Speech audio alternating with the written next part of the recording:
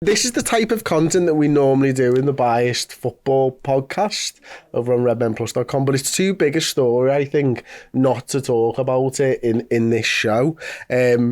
Because Everton have been deducted 10 points, and you can see the big smile on my face because ultimately they're a rival.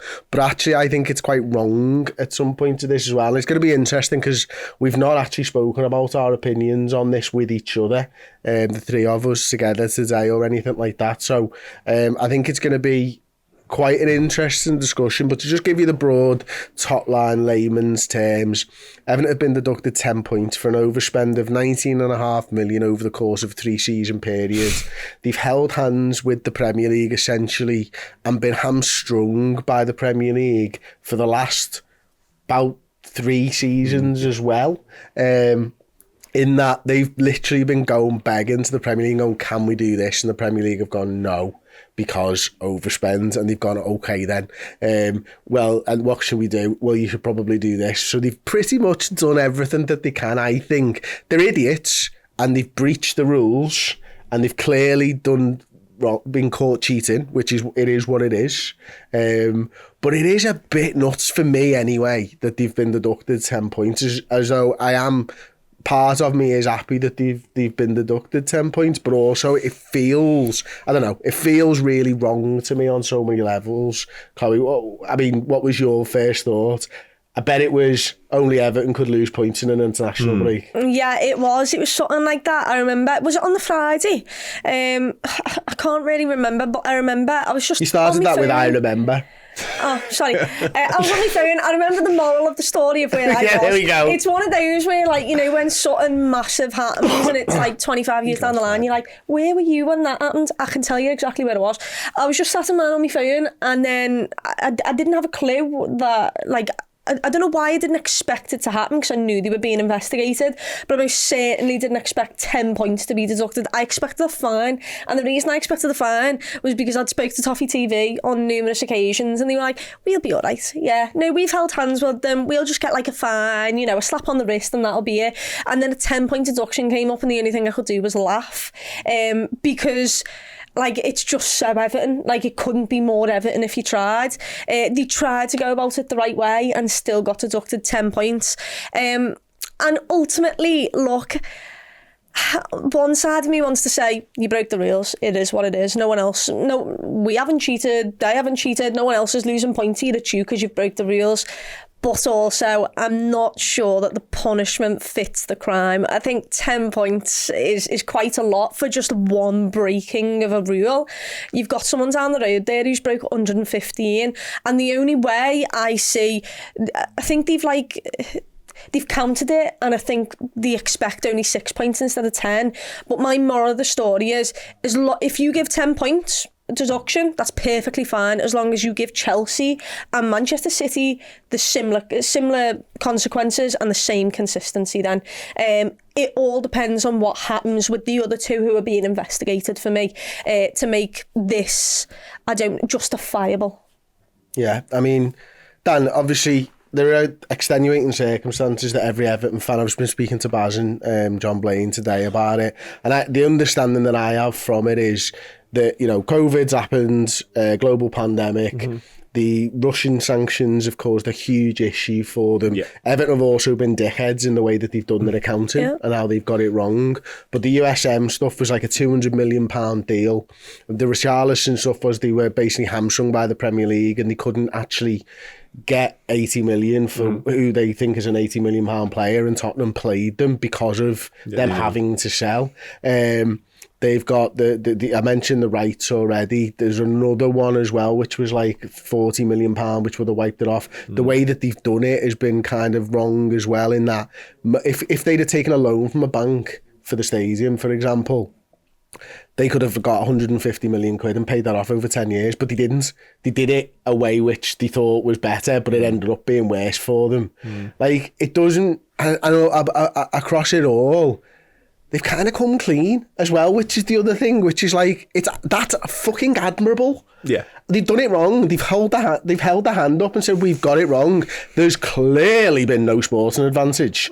And yet they are getting the 10-point deduction, which is wild. It is wild, yeah. And as Chloe said, I said this morning, the punishment doesn't fit the crime in this instance. But I think so it all boils down to the fact that they have, they've been grossly mismanaged from the top. There's no two ways about that. You mentioned a lot of the mistakes and errors in the ownership there. And also the free spending. Like, I listened to a little bit of Toffee earlier on. They were bemoaning the fact that people are talking about there was one mad summer, wasn't there, where they did spend far too much money 2017 on crap players essentially as well. Yeah, so they did sort of push their luck a little bit there, and I think they budgeted to finish a lot higher up the table in that campaign. They budgeted to finish 6th when they finished 17th. Yeah, so it's all a bit mad. That's a complete gross mismanagement. Massively so, yeah. And again, he obviously wants to walk away now. He wants to wash his hands of it, which has implications in his own, because who's going to want to buy a football club who's just been deducted 10 points, and then there's all this sort of other stuff looming over the head as well. But I think the main consensus and the main sort of point of their ire is the fact that, as you say, they were sort of complying with the Premier League. They could be complying with the Premier League for quite some time, and still they were slapped with probably the harshest possible punishment. It might get sort of knocked down a little bit to the 6 points. It could go worse, though. It could get worse. When you appeal anything, it could get worse. You open yourself up to that, of course you do, yeah. But I think their main gripe right now, from what I can sense, is the fact that, yes, we're guilty, but where on earth have you plucked that fine from in terms of the punishment, in terms of the points? I wonder, Chloe loosely references it there, I wonder whether they are setting a precedent, and they are sort of saying to Chelsea, and in particular Manchester City, look what we did to Everton. They had one charge and we deducted them 10 points. Just you wait. That's how it feels. We're sort of setting the groundwork in for that now. Because if you are Man City, I know we're going to come on to it, if you are Man City or you are Chelsea, you're looking at that going, wow, like we're in big, big trouble here if that's the case for them. And they were holding hands in the Premier League, and they've been working with him for years and trying to sell their players and trying to make it right, if you like. And they've still done them like that. Whereas the other two in this conversation are doing the complete opposite. They're working against the Premier League's investigation. They could get hit with a whole manner of different things. But yeah, in terms of the Everton one, yes, hilarious. Yes, I don't think they're going to get relegated anyway. No. Yes, I think it couldn't have happened in a better season. Which is why I actually have more sympathy with the Southamptons, the Leeds Uniteds, and the Leicesters of this world, because they're now talking about sort of getting together and suing the Premier League / Everton. I get that, because this should have happened last season or the season before, which is when they would have gone. So that, for me, that's the worst thing about all of this from an Everton point of view. Like, I'd almost save my energy and not make banners for this weekend. I'd just take his 10 points because you'd probably be all right. I'd start concentrating on the potential suing, which could cost you £400 million. Then you go into administration, and then you get another 9 points. Which is less than what they got. Anyway. By the way, I mean, it's wild, that, isn't it? I mean, that you can go into administration and get a lesser point deduction than what they did. And the mad thing is, for me, and I think I'm right in saying that the rules kind of change with how you deal with stadiums as capital expenditure and stuff like that in terms of the accountancy. In 2021, like, a new stadium build wouldn't have been included, but in 2022, a new stadium build was included. Now, for the period that they were talking about, they've had to then include it after the fact. Yeah. When it wasn't budgeted for that, because you changed the rules in 2022, which seems a bit unfair, to be honest with Absolutely. you. And ultimately, them building a new stadium, that benefits Liverpool, the city. It benefits the Premier League in terms of, it benefits Everton Football Club as well, of course, and their fans, and every single away fan that's going to be going there. And they've not put their club at risk to do that. Like, this isn't them spending another 500 million on players. No. This is them improving their football. And that's club. I don't mind that. This is the problem with the fucking rules. Yeah. FFP is there to do that, sorry, as well. Just you just said not put the club at risk. FFP is to stop. That's the whole point of it. Wasn't it? In QPR beforehand. It was, and Middlesbrough a little bit as well. And Blackburn, actually, forgetting all the clubs now. But that's what FFP was for. It was to stop clubs putting themselves in jeopardy. And Everton haven't done that, you're right. I mean, if anything, they're in more jeopardy now, the fact that this has happened, because we knew Michelle was trying to sell recently. That's 666 Partners. Forgive me, 777, different number. 666 Partners would be a good name. Well, that's a different concept altogether. Sounds like. Yeah. Anyway, regardless of that, 6 on the brain. Yeah, that's it. Because all of a sudden, like the money, remember Shavy got 500 million for them. Like, who's going to pay that for them now when they've got this hanging over their head? They've got the points deduction on top of it. They're now in the relegation zone. He's not going to be able to sell. And if he is going to be able to sell, it won't be for that sort of figure. What if they sue them, right? If those relegated clubs sue them, the Premier League could put Everton out of business comfortably, which was the whole point of that's what I mean. FFP. Yeah, it's worth backwards. It's stupid. Yeah. Like, if they're talking £100 million, they're going to sue Everton for each club. What the fuck? How is that even remotely fair? From their point of view, I get it, because that's losses. That's Premier League TV rights. I get why they're doing it. Oh yeah, no, I totally get it as well. But what the Premier League have done is they made this situation happen. Yeah.